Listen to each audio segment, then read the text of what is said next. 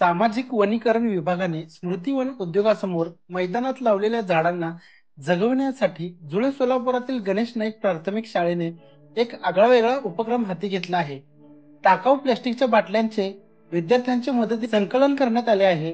बाटल्यांना छिद्र मारून त्यात सुतळी टाकून ठिबक पद्धतीने झाडांना पाणी देण्यास सुरुवात झाली आहे. टाकाऊ बाटल्यांचे संकलन करायचे, बाटलीला खालच्या बाजूला छिद्र पाडायचे, त्या छिद्रामध्ये सुतळी घालायचे, सुतळीचा अर्धा भाग बाहेरच्या बाजूला ठेवायचा, झाडाच्या बाजूला छोटा खड्डा मारून त्यात सुतळी लावलेली बाटली ठेवायची, त्यानंतर बाटलीत पाणी भरायचे. हे पाणी सुतळीद्वारे झाडाच्या मुळापर्यंत जाते. पाणी मिळाल्याने झाड वाळत नाही. बाटलीतील पाणी संपले की पुन्हा त्यात पाणी भरायचे, अशी ही संकल्पना आहे. सामाजिक वनीकरण विभागाच्या विभागीय वन अधिकारी सुवर्ण माने, प्राथमिक विभागाचे शिक्षणाधिकारी संजय कुमार राठोड यांच्या उपस्थितीत मंगळवारी झाडांना बाटलीद्वारे पाणी देण्याच्या उपक्रमाला सुरुवात झाली. यावेळी गणेश नाईक, शाळेच्या मुख्याध्यापिका सुरेखा बिराजदार, शिक्षिका मायादेवी पवार, स्मिता पाटील, विजयालक्ष्मी मेनकुदळे, प्रिया जवळगी, ललिता म्हेत्रे, रुपाली लायने, स्नेहल कारंडे, शिक्षक संतोष हिरेमठ, अजित जमादार, सामाजिक वनीकरण विभागाचे वनक्षेत्रपाल तुकाराम जाधवर, वनपाल शहाजी देशमुख, वनरक्षक SB हिरेमठ, कर्मचारी संजय भुईटे आदी जण उपस्थित होते. आज आपण या ठिकाणी रेल्वे क्षेत्रामध्ये जे काही सामाजिक वनीकरण विभागाने 13 कोटी वृक्ष लागवड प्रशासनाचा अतिशय महत्त्वाकांक्षी प्रोग्राम होता. त्याच्या अंतर्गत जुलै 2018 मध्ये आपण 8000 वृक्षांची लागवड सामाजिक वनीकरण विभागामार्फत केली होती.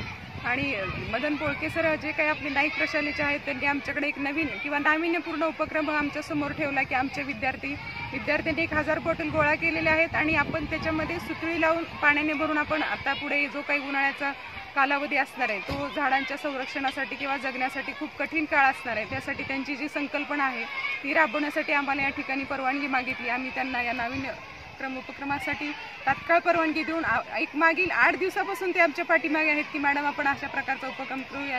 पण आमचं थोडंसं मार्चच्या कामामध्ये आम्ही बिझी असल्यामुळे आजचा दिवस तो ठरला. आणि त्यांनी अतिशय हिरारीने एक 300 ते 400 मुलं या ठिकाणी आणलेली आहेत. 5वी 7वी 6वीची मुलं आहेत आणि 1000 बॉटल आपण प्रत्येक झाडाला पाणी देऊन लावलेले आहेत.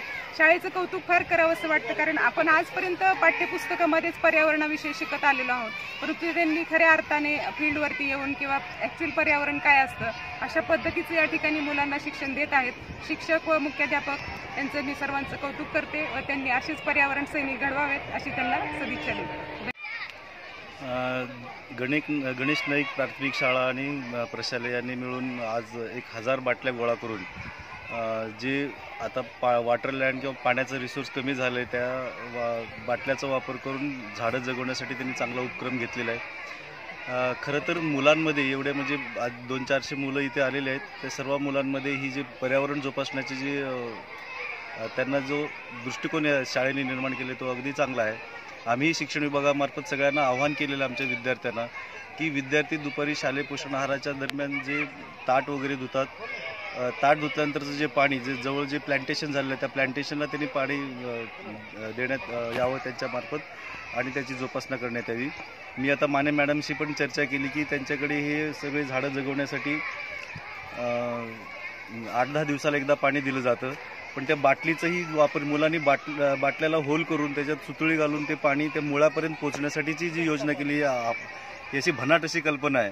आणि त्या बाटलीच्या आधारे 4 ते 5 दिवस त्या झाडाला पाणी पुरवलं जाईल आणि त्याच्यामुळं कमीत कमी पाण्यामध्ये अगदी ठिबक सिंचनपेक्षा पण कमी पाण्यामध्ये या झाडं सगळे जोपासले जातील.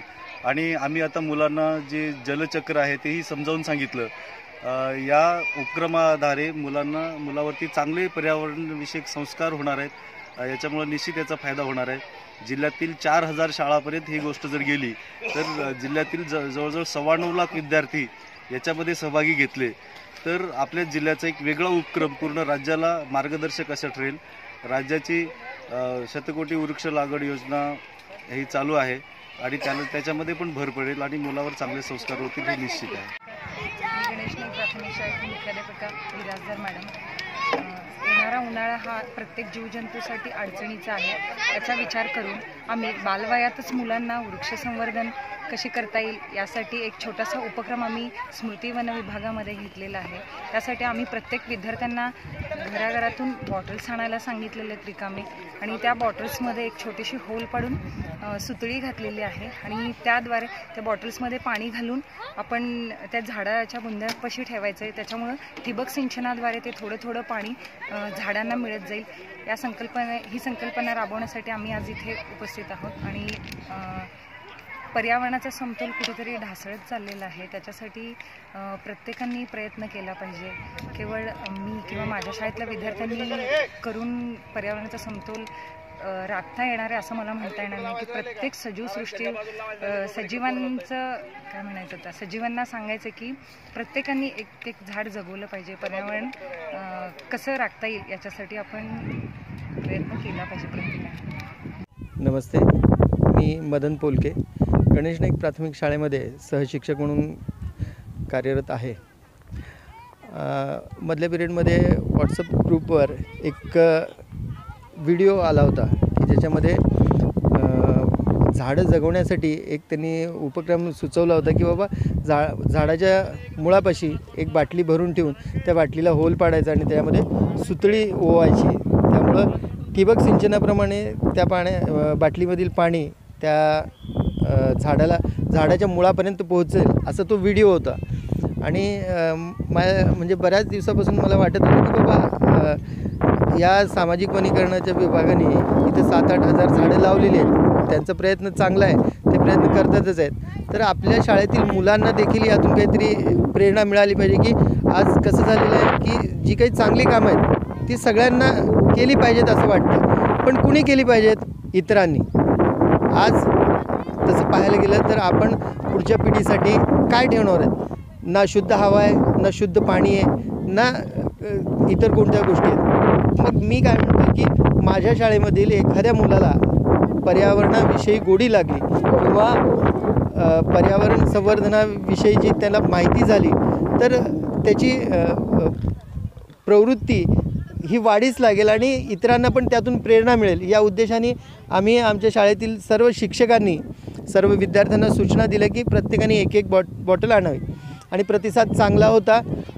प्रत्येक विद्यार्थ्यांनी 1 नाही 2 अशाप्रमाणे बाटल्या गोळा केल्या। आज 1000 बाटल्या या विद्यार्थ्यांनी इथं जमा केलेल्या आहेत आणि या सामाजिक वनीकरण विभागाने जी 7-8 हजार झाडं लावलेली आहेत ती झाडं या उन्हाळ्यामध्ये जगावीत या उद्देशाने आमच्या शाळेतील सर्व विद्यार्थ्यांनी शिक्षकांनी परशुराम कोकणे सरांच्या प्रेरणेमुळं, कारण का वास्तविक पाहता इको फ्रेंडली क्लबच्या माध्यमातून आम्ही पर्यावरणाविषयी काम करायला सुरुवात केली आणि निरनिराळ्या त्यांच्या कल्पकतेतून किंवा त्यांच्या मार्गदर्शनातून आमच्या शाळेमध्ये सातत्याने हे असे उपक्रम राबवले जातात। मागं बीज गोळ्याचा उपक्रम आपण राबवला होता आणि भविष्यात पण ही शाळा सतत या सामाजिक उपक्रमामध्ये सहभागी राहील असे या ठिकाणी ग्वाही देतो।